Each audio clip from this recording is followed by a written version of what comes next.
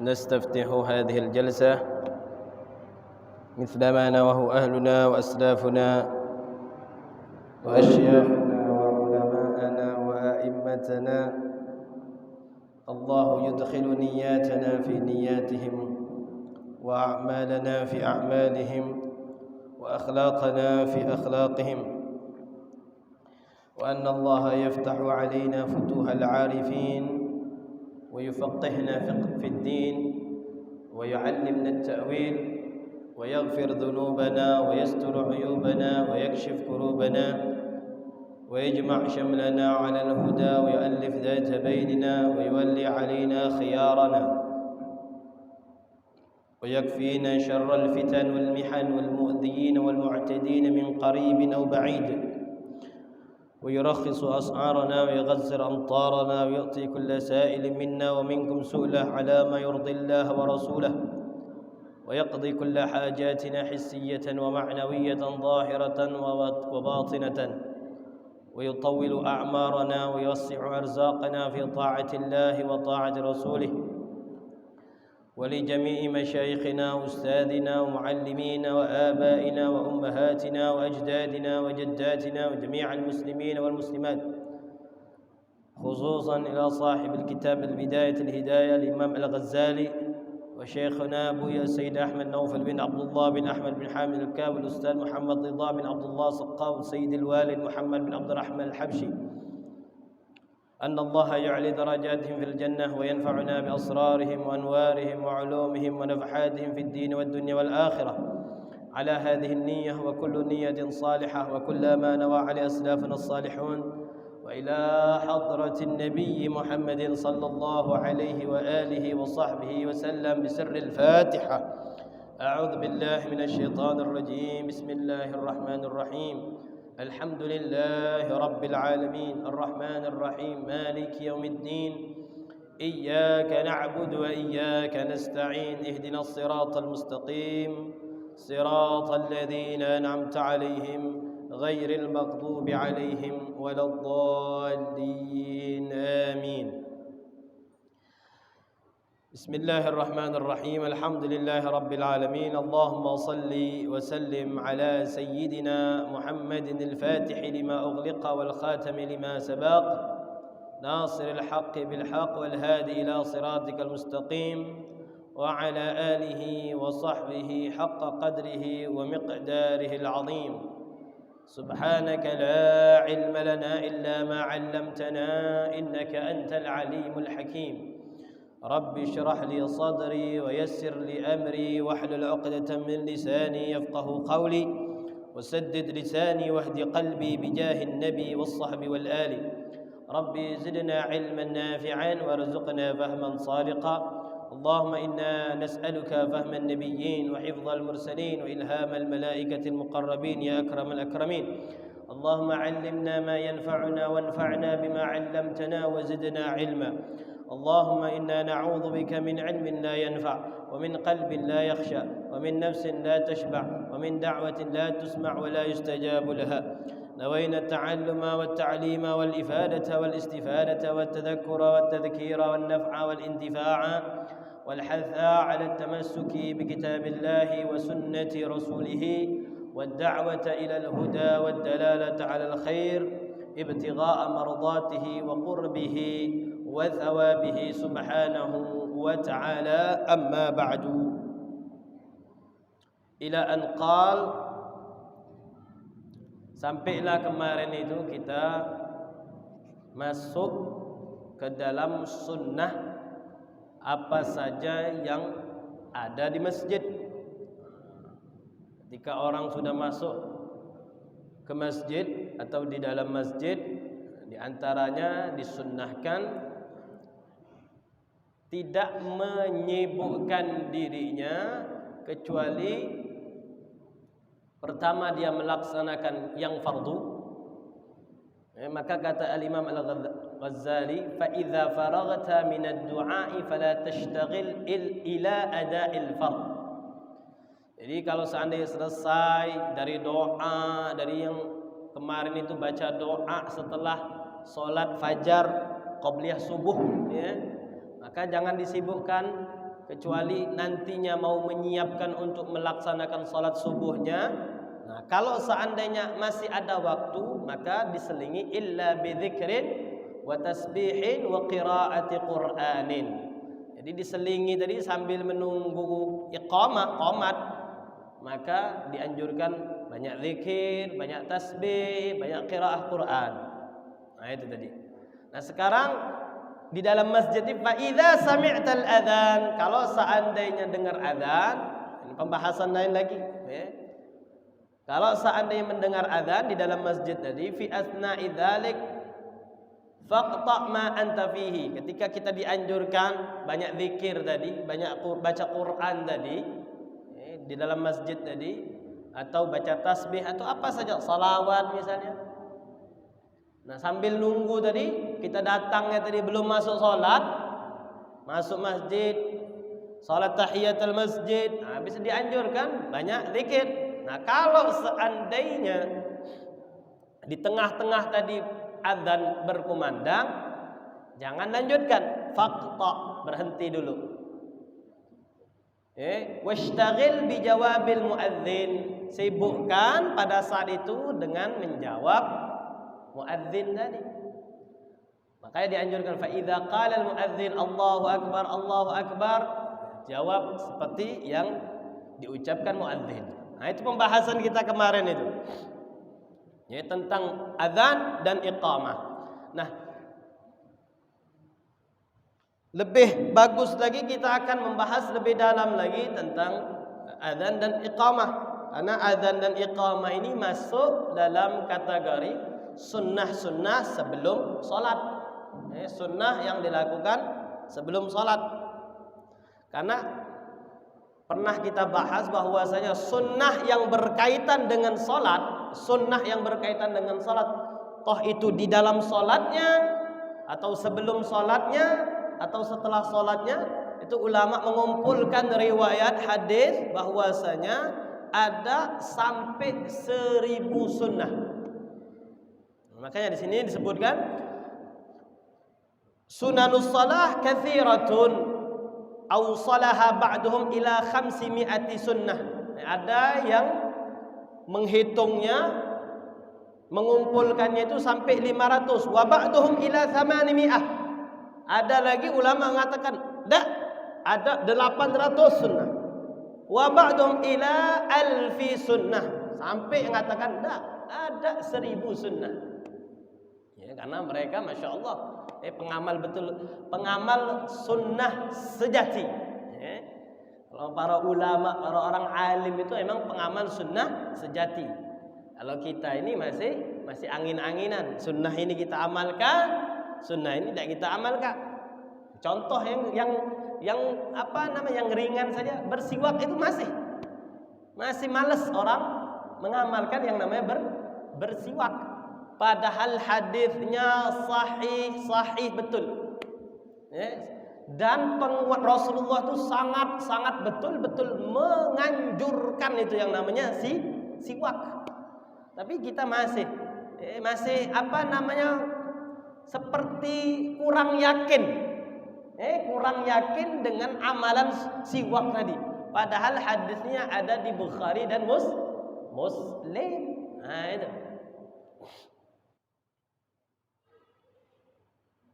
Nah, kita akan membahas tentang awalnya tentang azan dulu. Azan itu apa? Azan itu kalau dari segi bahasa Arab artinya azan itu al-i'lam, pengumuman, mengumumkan. Nah, dari segi bahasa itu mengumumkan, memberitahukan. Kalau menurut syariat yang namanya azan itu zikrun makhsusun matlubun li salatin maktubatin asalatan 'alal a'yan. Jadi yang namanya azan itu adalah zikir maksus, zikir yang sudah diatur. Nah, tidak boleh ditambah kurangi. Nah, ini. Jadi kalau yang namanya azan tidak boleh ditambah-tambahi atau dikurang-kurangi. Sudah paten. Jadi bacaannya tadi, zikirnya tadi sudah paten. Nah, Jangan ngarang-ngarang, oh ini lebih kalau ditambah ini bagus, ada boleh. Tidak boleh ditambah-tambah. Atau ini kayaknya kurang bagus, di kalimatnya kurang indah, ganti saja. Tidak. Zikrun maksusun sudah. Nah, ini. Karena riwayatnya jelas bacaannya seperti ini. Nah, kalau azan bacaannya seperti ini. Matlubun, sangat dianjurkan. Makanya setiap yang namanya fardu, salat fardu pasti azan. Karena memang sangat dianjurkan. Dan perlu dipertegas lagi ya, namanya ini sunnah. Sunnah.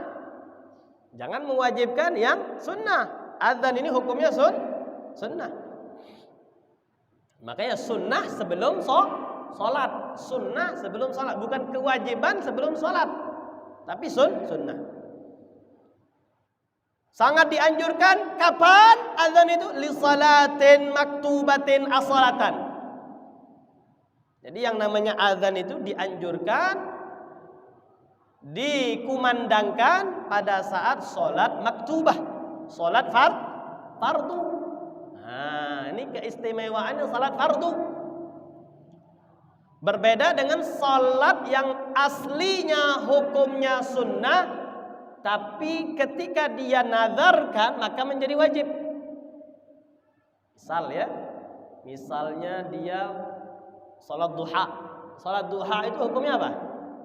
Sunnah. Bisa nggak menjadi wajib? Bisa. Kapan dia menjadi wajib? Kalau dia nazar pada hari itu. Pada hari itu dia nazar, misalnya si fulan tadi mengatakan, saya bernazar salat duha hari ini. Maka salat duhanya menjadi wajib. Kalau seandainya dia tidak laksanakan, maka dia melanggar nazarnya. Nah, jadi nazarnya salat duhanya menjadi wajib. Tapi bukan asli. Bukan asli, wajibnya tadi bukan asli. Kenapa? Karena dinazari. Karena hukum aslinya salat duha sunnah. Ninda.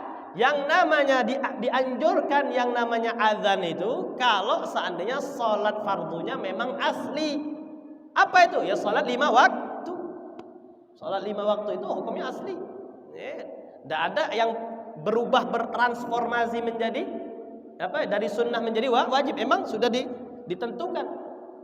Kata Rasulullah SAW, sudah diwajibkan bagi kalian 5 waktu ditentukan oleh Allah Subhanahu wa taala. Jadi khusus hanya sholat 5 waktu. Makanya kita tidak dapatkan baik itu sholat Id, baik itu sholat istisqa, baik itu sholat apalagi gerhana, ada yang namanya azan. Tidak bakal kita jumpai. Karena sholat-sholat yang seperti itu memang tidak disunnahkan untuk azan. Nah, itu juga sholatnya tadi, sholat fardunya tadi, sholat fardu ain, bukan sholat fardu kifayah. Makanya sholat jenazah ada azan. Tidak bakal kita dapati yang namanya azan. Nah, itu definisi azan. Jelas ya, jadi yang namanya azan itu. Jadi azan itu hanya untuk sholat fardu. Maka tidak ada yang namanya sholat sunnah itu azan. Ataupun dia menjadi wajib, tapi wajibnya bukan asli karena dinazari. Itu juga tetap tidak disunnahkan untuk azan. Keutamaannya jelas disebutkan di dalam Al-Quran. Waman ahsanu qawlan. Yang paling bagus ucapan katanya. Apa itu katanya? Mimman da'a ilallah. Ucapan yang isinya tadi mengajak kepada Allah. Apalagi kalau bukan azan. Wa amila salihan. Dan orang yang beramal saleh. Wa qala innani minal muslimin. Dan dia mengatakan bahwasanya aku ini bagian dari. Nah, ditafsirkan oleh Sayyidah Aisyah.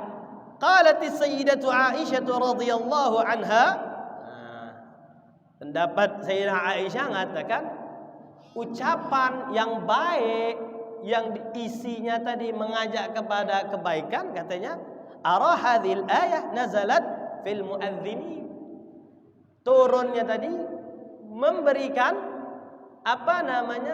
penilaian plus, memuji orang-orang yang adzan, muadzin.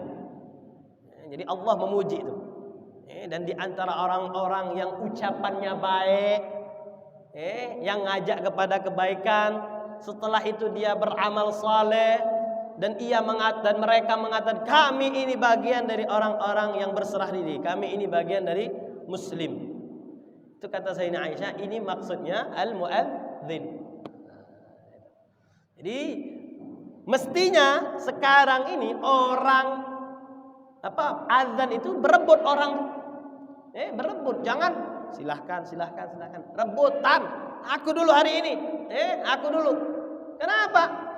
Man dalla ala khairin kafa'ilihi. Barang siapa yang mengajak kepada kebaikan, itu sama saja dia melakukannya. Jadi sebanyak orang yang salat, berkat muadzin tadi, dia dapat pahala orang yang salat. Bayangkan. Makanya disebutkan bahwa mana yang lebih afdal? Ada ulama mengatakan mana yang lebih afdal? Jadi imam jadi muadzin? Nah, ini berbeda pendapat. Ada yang mengatakan muadzin yang lebih afdal karena dia yang pertama kali ngajak orang salat.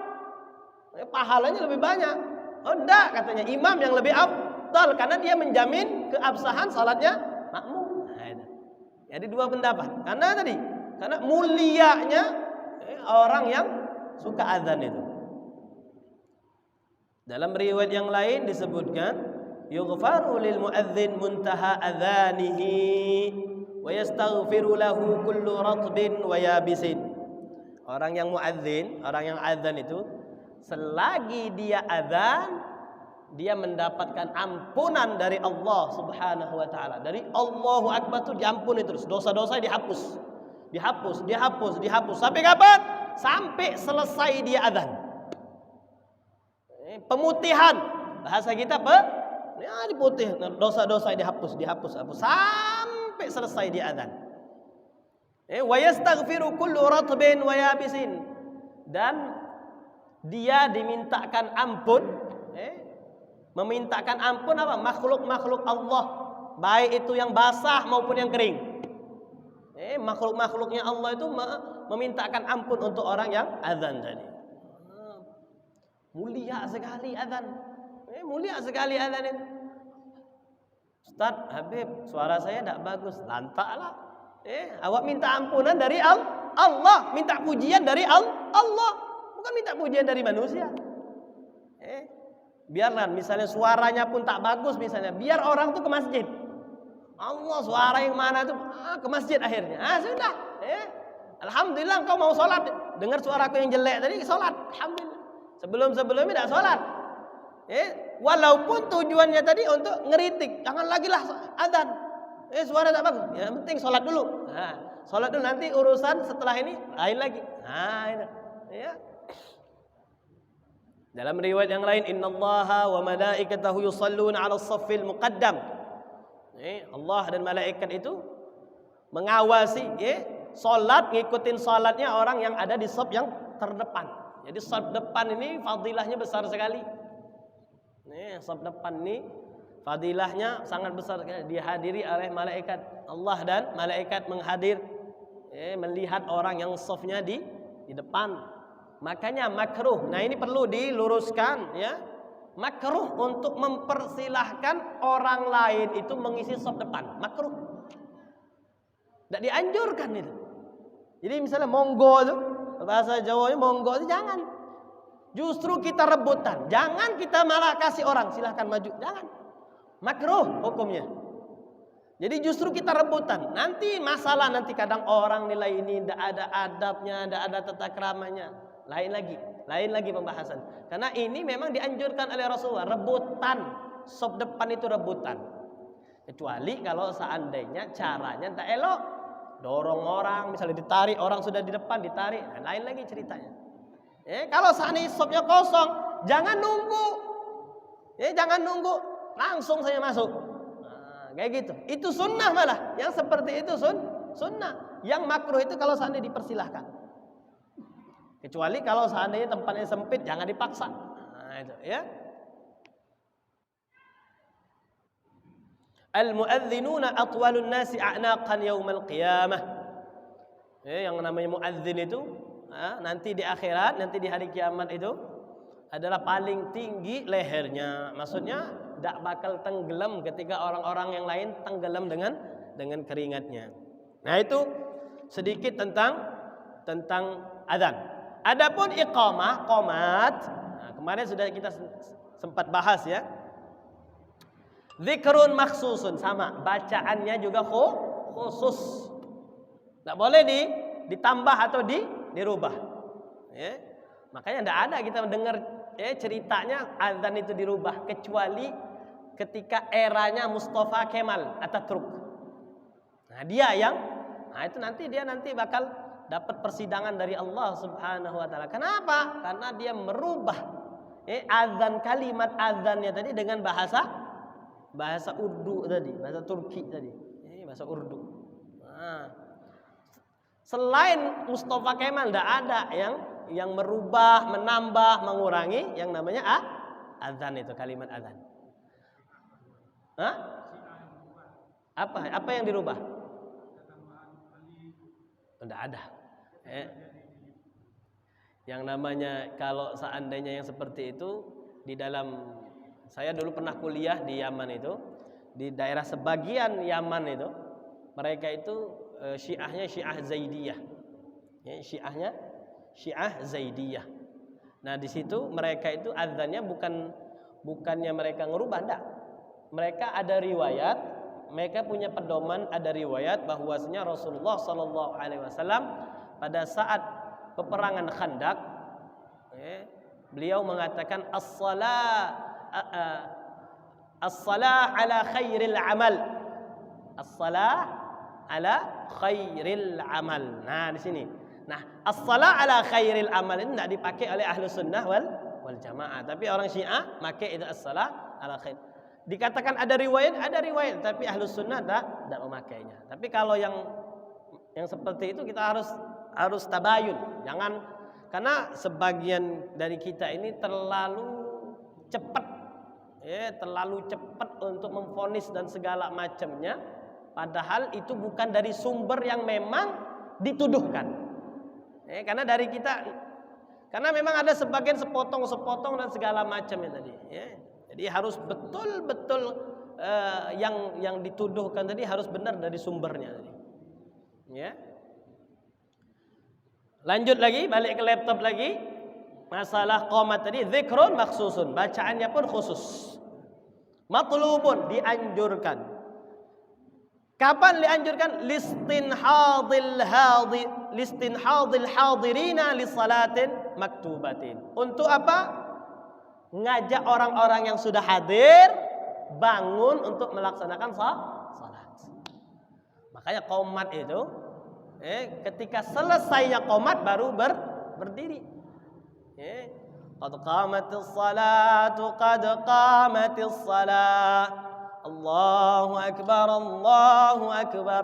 La ilaha illallah. Baru diri semuanya. Nah itu. Ngamalkan yang benar itu seperti itu. Makanya al-hikmah minal adzan, hikmahnya sekarang. Hikmah dari yang namanya disunnahkannya adzan. Hikmah disunnahkannya adzan ini ada 4. Ini ada 4 hikmahnya. Al-i'lam bidukhulil waqti.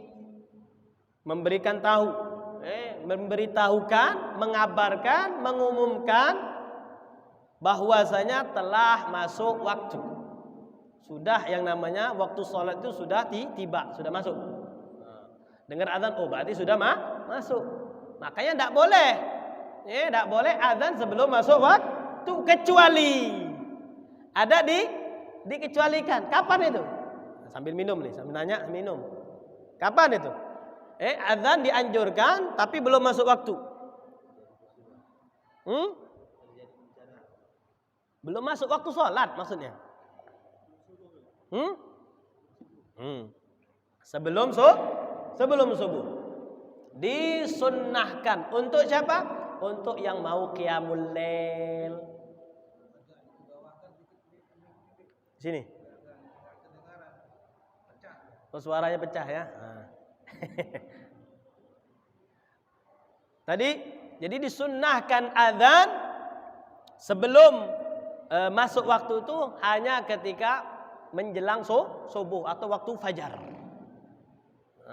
Pertama untuk membangunkan orang yang mau witir, yang mau qiyamul lail atau yang mau sahur.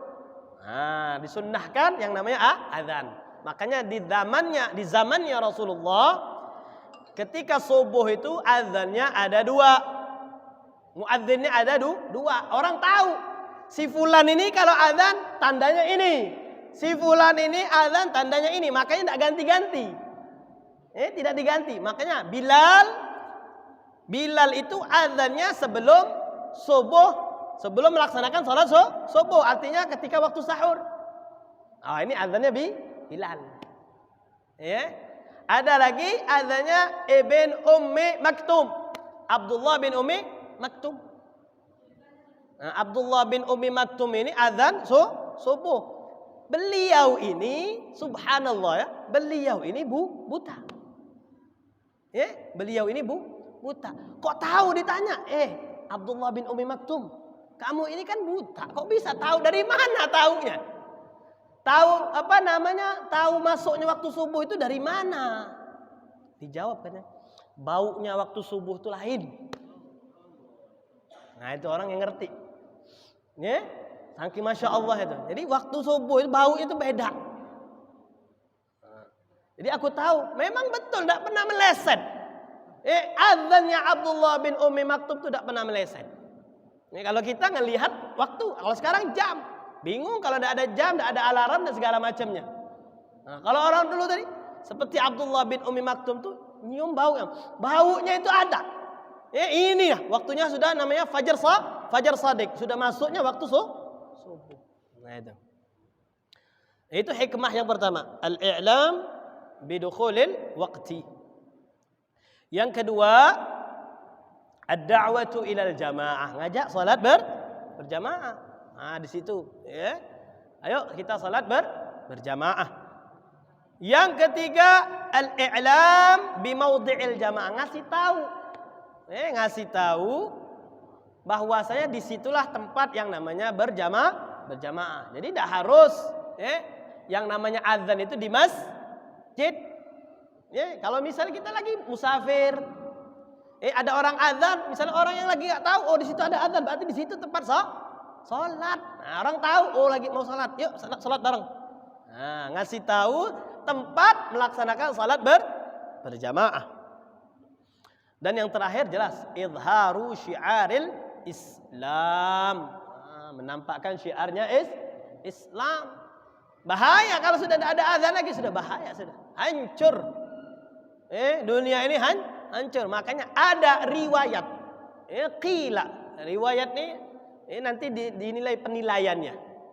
Masalah sanadnya atau apanya. Ada riwayat yang mengatakan munculnya Ya'juj dan Ma'juj. Munculnya Ya'juj dan Ma'juj. Ya'juj dan Ma'juj ini keturunan dari Nabi Allah Nuh.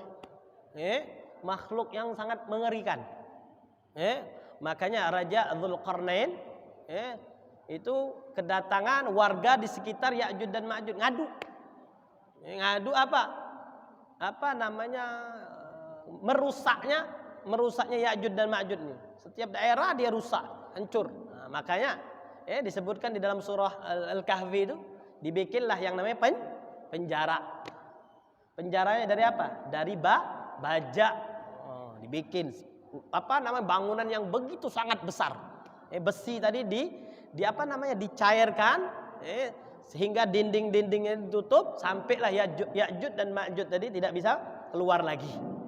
Kapan keluarnya? Nanti kalau sudah ditentukan oleh Allah Subhanahu wa taala. Jadi sebelum Dajjal muncul dulu yang namanya Ya'juj dan Ma'juj. Makanya ada sungai itu kering. Nanti di akhir zaman, tidak tahu kita ini sudah di akhir zaman apa nanti di akhir zamannya. Nanti air daerah Efrat itu kering, diminum habis sama Ya'juj dan Ma'juj. Ngeri betul. Nah itu disebutkan bahwasanya munculnya Ya'juj dan Ma'juj itu kalau seandainya azan sudah tidak berkumandang lagi. Jadi harus disiarkan terus biar apa? Belum kiamat. Tanda kiamat kalau azan sudah tidak kumandang lagi. Jadi umat Islam harus tetap pegang itu yang namanya syariat itu. Jangan sampai kendor itu. Nampakkan syiarnya Islam itu. Itu hikmahnya, ya. 4 hikmahnya yang namanya azan. Lanjut ke pembahasan, ada disunnahkan azan dan iqamah. Nah ini. Disunnahkan ini, dianjurkan untuk azan dan qomat. Ada lagi hanya dianjurkan azan tapi tidak dianjurkan qomat. Ada lagi hanya dianjurkan qomat tapi tidak dianjurkan azan. Ada tidak dianjurkan dua-duanya. Nah, itu ada 4 ya. Dianjurkan azan dan iqamah, dianjurkan azan, tidak dianjurkan qomat, dianjurkan iqamat, tidak dianjurkan azan, tidak dianjurkan kedua-duanya. Nah, itu sambil minum dulu habis sudah. Bismillah. Qismun yusannu fihi al-adzan wal iqamah. Nah, yang pertama yang disunnahkan azan dan iqamah, dua-duanya dianjurkan, disunnahkan. Wa huwal maktubatul khams wal jumu'ah. Dianjurkan azan dan iqamah itu salat 5 waktu plus salat Jumat. Nah, itu dianjurkan. Dianjurkan qomat. Qismun yang kedua, qismun yusannu fihi al-iqamah dunal adzan. Yang kedua disunnahkan hanya qomat, tidak disunnahkan azan.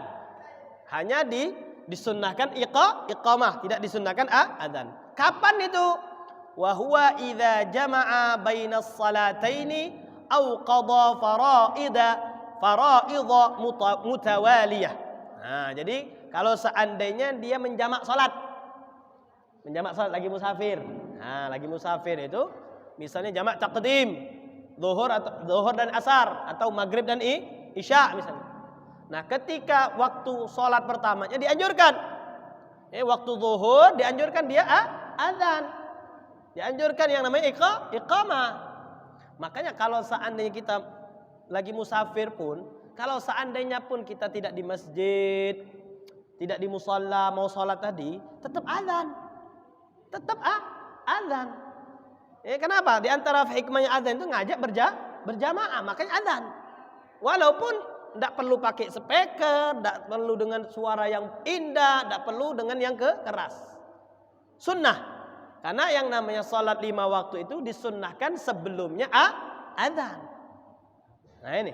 Ini yang kadang sunnah yang seperti ini tidak dihidupkan lagi. Sudahlah. Musafir juga. Bukan di masjid atau bukan di musalla. Nah itu. Disunnahkan azan. Setelah itu iqamah, selesai dia sholat yang pertama tadi yang dia jamak tadi, misalnya zuhur. Nah, ketika dia mau sholat asarnya, lanjut sholat asarnya, jangan azan lagi, tapi hanya qomat. Allahu Akbar, sudahlah. Jadi hanya disunnahkan qomat. Atau yang mau mengqadha sholat, mengqadha sholat. Karena yang namanya azan ini bukan hanya untuk sholat berjamaah saja, untuk orang sholat sendirian pun disunnahkan azan dan qomat. Nah ini yang orang banyak tidak tahu, bahwasanya yang namanya azan dan iqamah itu bukan hanya terkhusus untuk sholat berjamaah saja. Sholat sendirian pun misalnya, atau sholat dia di rumah pun misalnya sama keluarganya pun tetap disunnahkan azan dan iqamah. Kadang yang salat di rumah enggak peduli dia yang namanya azan, padahal sunnah. Ya, jadi kalau seandainya ada yang mau mengqadha salatnya, salatnya itu disunnahkan iqamah, jangan azan. Tidak disunnahkan yang namanya azan. Itu yang kedua. Udah masuk isya. Berapa? 15 menit lagi. Yang ketiga, qismun yusannu fihi nida. Dunal adzan wal iqamah. Yang ketiga ini disunnahkan nida. bukan azan, bukan azan tapi nida, panggilan saja. Qismun yusannu fihi dunal adzan, tidak disunnahkan azan dan tidak disunnahkan iqamah. Wa huwa apa? Kapan itu? Wa huwa fin nawafil allati tushra'u fihal jamaah. Jadi yang namanya sunnah-sunnah yang disyariatkan, yang disunnahkan dilakukan untuk berjamaah. Nah ini. Jadi tidak disunnahkan azan dan disunnahkan iqamah. Jadi apa saja? Apa saja sunnah-sunnah salat sunnah yang dianjurkan untuk berjamaah. Kal idain, seperti salat Id, Idul Adha dan Idul Fitri wal Khusufain. Salat apa? Salat gerhana bulan dan gerhana matahari. Ya, maka disunnahkan apa? Salatul Id rahimakumullah, as-salatul jami'ah. Kalau di sini apa biasanya kalimatnya? As-salatul jami'ah. As-salatul jami'ah. As-salatul jami'ah. As-salatul Idul Fitri rahimakumullah. As-salatu la ilaha illallah. Ini dianjurkan. Tidak dianjurkan qomat. Sebaliknya, nah ini perlu juga ini. Ada sebagian kesalahan bahwasanya di dalam salat fardu tidak disunnahkan as-salatul jami'ah. Tidak dianjurkan as-salatul jami'ah. As-salatul jami'ah itu khusus untuk salat sunnah, bukan salat fardu. Jadi kalau seandainya sudah qamat, Allahu Akbar, asyhadu an la ilaha illallah, asyhadu anna Muhammadar Rasulullah, hayya 'alas salah, hayya 'alal falah, qad qamatis salah, qad qamatis salah, Allahu Akbar, la ilaha illallah. Dah usah lagi as-salah jami'ah, dah usah lagi. Dah disunnahkan. Nah, nih. Jadi jangan sampai salah meletakkan sunnah itu, jangan sampai salah juga. Nah, itu. Qismun la yusannu fihi al-adzan wal iqamah wal nida. Nah, sekarang yang terakhir, bagian tidak disunnahkan adzan, tidak disunnahkan iqamah, juga tidak disunnahkan nida. Ini tidak ada, langsung salat aja. Kapan itu? Wa huwa fin nawafil allati la tushra'u fiha al-jamaah. Kadduha war rawatib. Salat sunnah yang memang tidak dianjurkan berjamaah. Nah ini penting juga buat adik-adik misalnya. Yang namanya salat duha itu afdalnya salatnya sendirian, bukan salatnya berjamaah. Nah itu. Jadi salat duha itu afdalnya sendirian. Tapi kalau untuk litaklim, untuk ngajarin mereka bagus. Sekedar itu saja, boleh. Tapi kalau seandainya dijadikan keseharian bahwasanya ini afdal, salah. Pemahamannya salah, karena yang namanya salat duha itu tidak dianjurkan untuk berjamaah gitu. Atau salat rawatib, ba'diyah, qabliyah, tidak ada. Tidak ada yang namanya ucapan qomat atau nida, tidak ada. Makanya tadi disebutkan bahwa saya salat fardu walaupun dia salat sendirian tetap dianjurkan azan dan iqamah. Nah itu 4 tadi. Nah sebelum kita lanjut ada pertanyaan enggak? Tidak dianjurkan.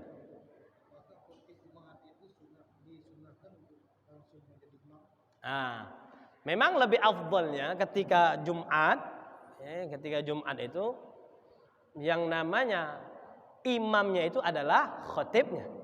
Memang afdalnya seperti itu. Kalau ditanya afdalnya seorang imam dia juga sebagai khatib, itu lebih afdal. Tapi kalau seandainya dilihatnya misalnya imamnya hanya sekedar bisa dia untuk melaksanakan rukun 2 khutbah, tapi dia untuk melaksanakan menjadi imamnya dia tidak bisa, jangan dipaksa. Jangan dipaksa. Begitu juga kalau seandainya seseorang tadi memang dia tidak bisa menjadi khatib, jangan dipaksa khatib. Bahaya. Kenapa bahayanya? Karena yang namanya salat Jumat itu tergantung dengan keabsahan 2 khutbah. Kalau seandainya 2 khutbahnya tadi tidak sah, tidak boleh dan tidak sah melaksanakan salat Jumat. Karena satu paket. Dua khutbah sama salat Jumat itu satu paket. Jadi tidak bisa, tidak seperti salat Id. Salat Id, walaupun disunnahkan khutbah, tapi salat Idnya tetap berlaku. Walaupun tidak ada khutbah, tetap berlaku. Tapi kalau yang namanya salat Jumat, kalau seandainya tidak ada khutbah, tidak ada salat Jumat. Jadi bagaimana? Ya salat zuhur. Salat zuhur. Makanya kalau seandainya misalnya kejadian sudah berkumpul jamaah sudah rame semuanya, gelisah, lirik sana, lirik sini, mana khatibnya? Yang depan tuh sudah ngeri-ngeri sedap takut ditunjuk, sedangkan dirinya tidak pandai. Nah, gimana? Ya sudah qomat saja. Azan sudah masuk, khatibnya tidak ada yang mau, ya sudah. Azan, qomat apa? Salat zuhur sudah. Tidak bisa langsung salat Jumat itu tidak boleh.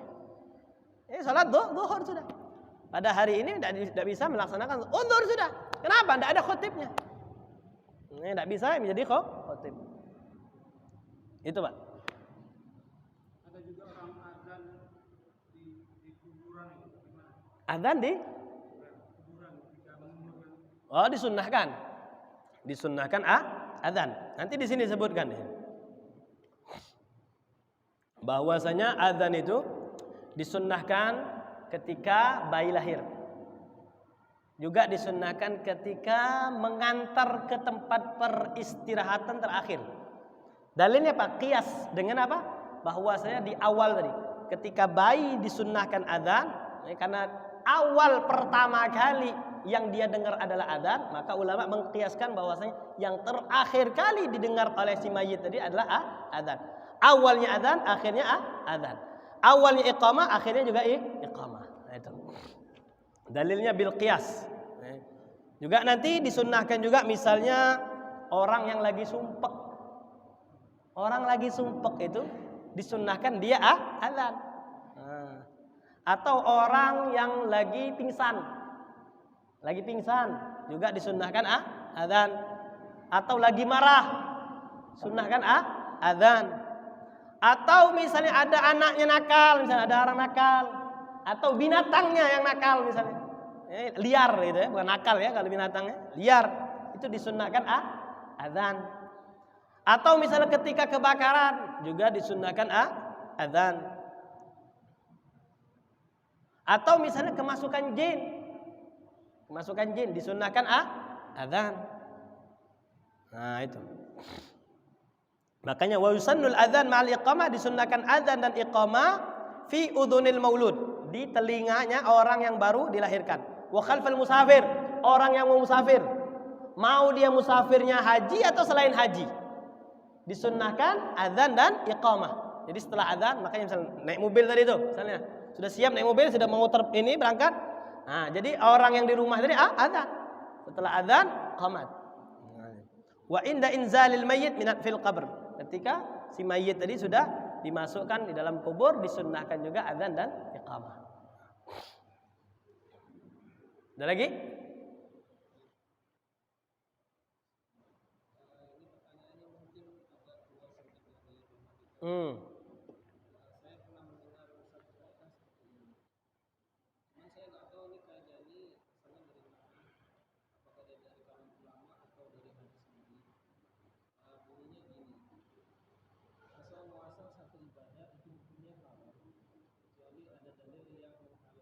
Oh, kaidah fiqhiyah.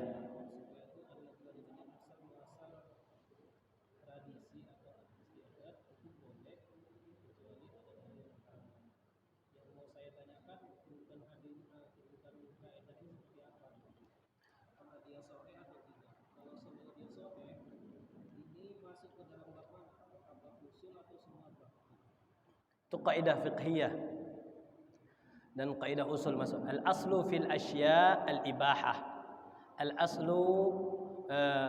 Al-aslu fil abda' at-tahrim. Jadi misalnya ini kaidah, karena kaidah ini hasil dari rumusan. Adanya kaidah ini hasil dari rumusan ketika ulama dikaji semua masalah-masalah, kasus-kasus, hukum-hukum dilihat semuanya, maka hasilnya segala sesuatu dalam urusan masalah ibadah, atau misalnya di sini disebutkan adzan ya. Misalnya seperti yang namanya kemaluan, hubungan intim. Hubungan intim itu asal muasalnya adalah haram. Tidak boleh sembarangan. Kecuali apa? Kecuali ada yang menghalalkannya. Apa yang menghalalkannya nih? Nikah. Nah itu. Terus ada lagi yang mengatakan al-aslu fil asya al-ibaha. Segala sesuatu asalnya itu adalah mubah, kecuali kalau ada dalil yang mengharamkannya. Nah, ini kaidah fikih atau kaidah usul. Ya. Bisa masuk dalam segala tempat. Tapi tergantung temanya, pembahasannya apa. Nanti insya Allah kalau ada waktu kita akan bahas itu. Masalah itu al-aslu fil asya al-ibaha. Apa perbedaannya? Al-aslu fil asya al-ibaha, al-aslu fil ibadah at-tahrim. Nah itu nanti kita akan bahas.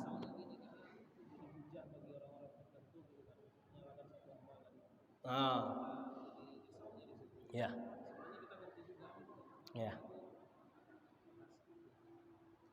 Justru yang seperti itu, justru mereka tidak paham kaidah. Kalau yang ngerti kaidah, dia tidak bakal langsung menjustifikasi. Nah gitu. Karena kalau sudah kaidah, berarti cakupannya luas, bukan sempit. Nah gitu. Jadi dia harus menguasai seluruh masalah, baru dia bisa memasukkan itu di dalam kaidah tadi. Tidak bisa. Silakan sebelum ditutup, masih seputar azan dan iqamah ya. Nanti kita akan bahas apa kesunahan yang sangat dianjurkan di dalam azan dan iqamah. Kadang ada yang biasanya kita amalkan justru itu tidak sunnah. Insyaallah akan dijabarkan pada pertemuan selanjutnya. Wallahu a'lamu bis-shawab. Subhanakallahumma wa bihamdika asyhadu an la ilaha illa anta astaghfiruka wa atubu ilaik.